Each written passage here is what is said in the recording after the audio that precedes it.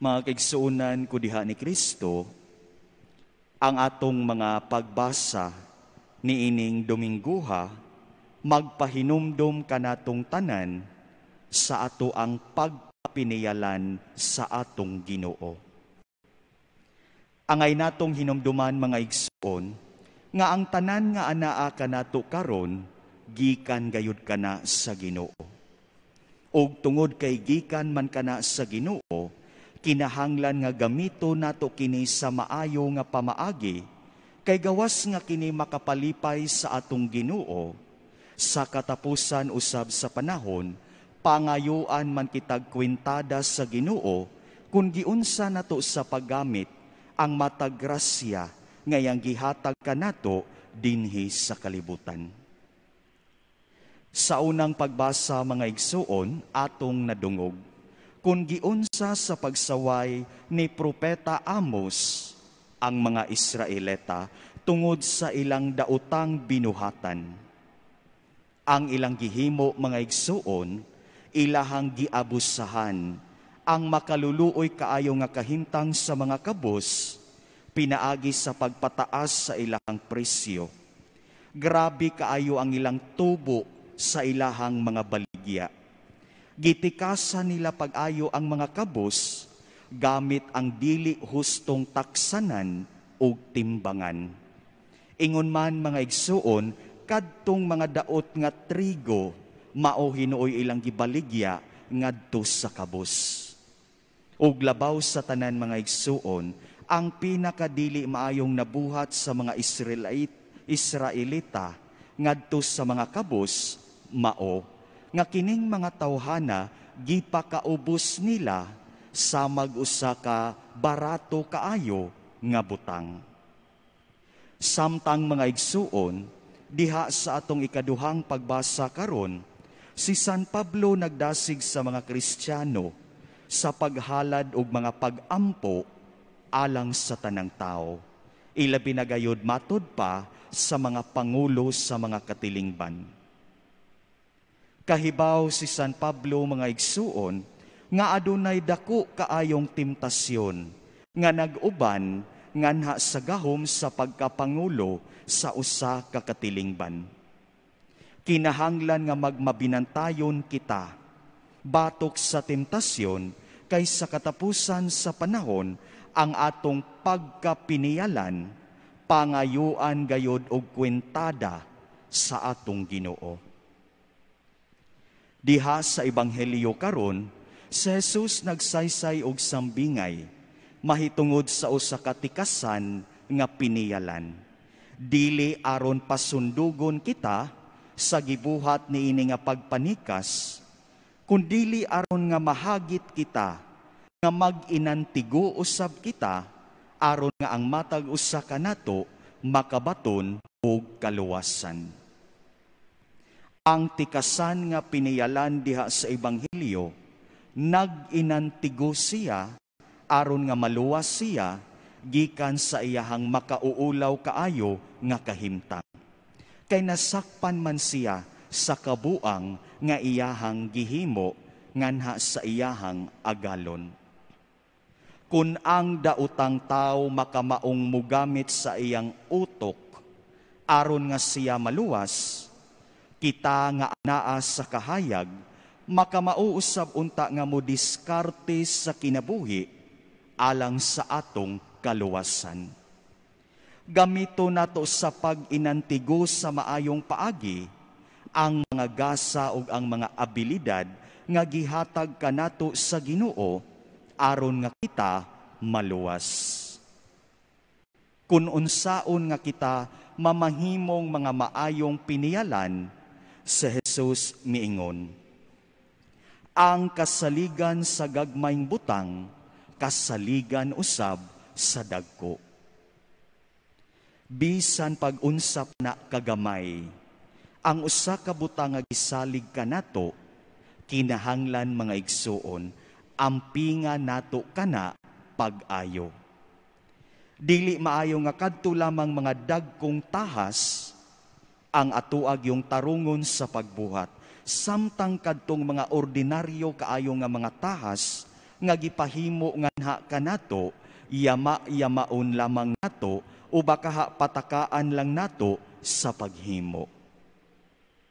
Bisan pag-unsa pa na kasimple, bisan pag-unsa pa na kagamay, ang usa ka sugo, kung kini mabuhat nato pag-ayo, kini makapahimo kanatong makasaligan usab sa dagkong mga butang. Sa laing bahin sa Jesus miingon, ang limbungan sa gagmayng butang, limbungan usab sa dagko. Manikas naman gani sa ginagmay nga mga butang, unsa na lang kaha sa dinagko. Siguro moingon kita, sinsiyo raman ni sa pitaka ni mama ang akong gikuha.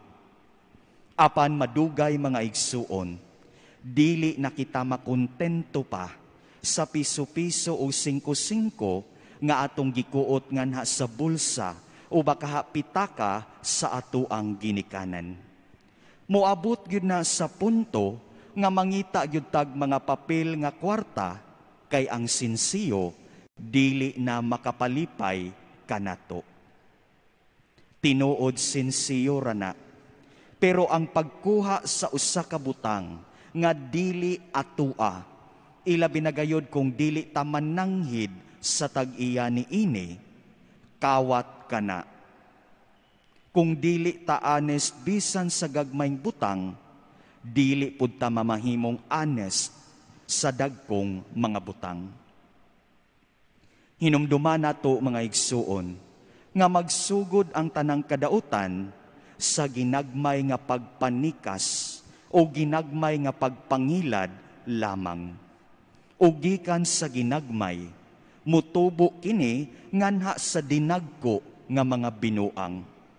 Kung dili ka responsabling piniyalan sa gagmay kaayong mga butang, ayaw pag-expect nga mamahimo kang responsabling piniyalan sa mga dagko nga butang.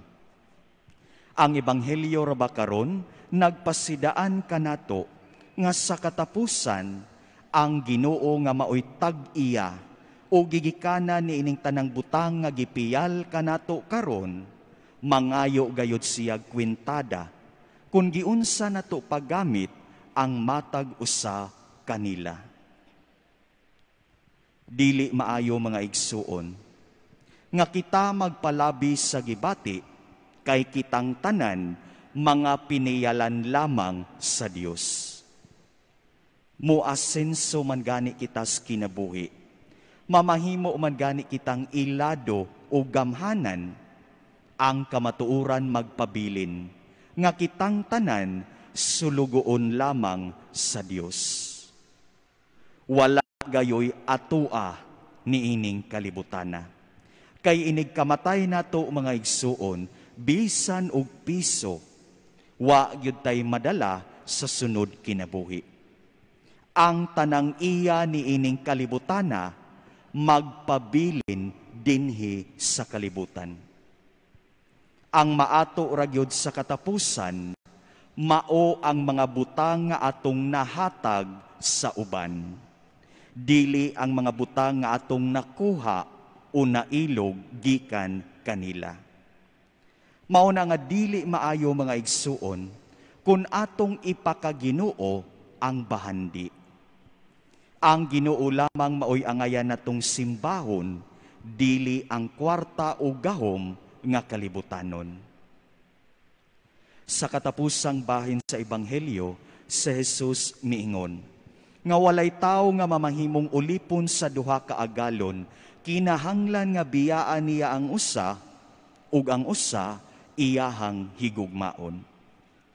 Dili kita makapaulipon sa Dios and at the same time sa salapi. Dili mamahimo nga hinimbahon ang usa ka tawo.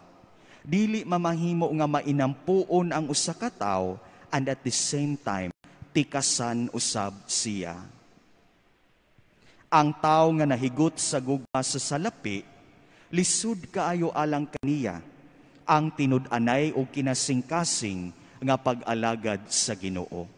Kay mas hatagan magyud niyag bili ang gahom ug ang salapi kaysa sa Ginoo. Nga bisan tuod og kahibaw siya, nga sayop ang iyahang gibuhat, apan magpakabutabungo lamang siya tungod sa iyahang kaibog sa salapi.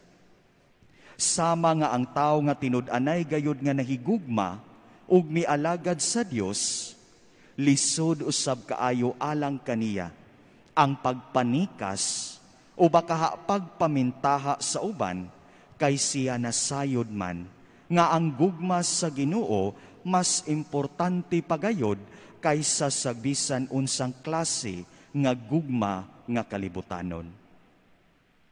Hinaot mga igsuon nga mas pilion gayud nato ang Ginoo kaysa sa salapi.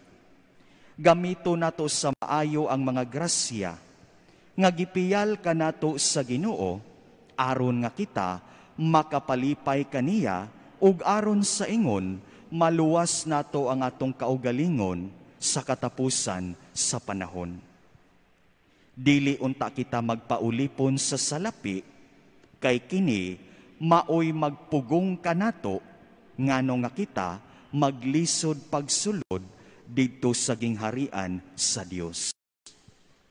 Bahala na lang siguro og materially kabus kita.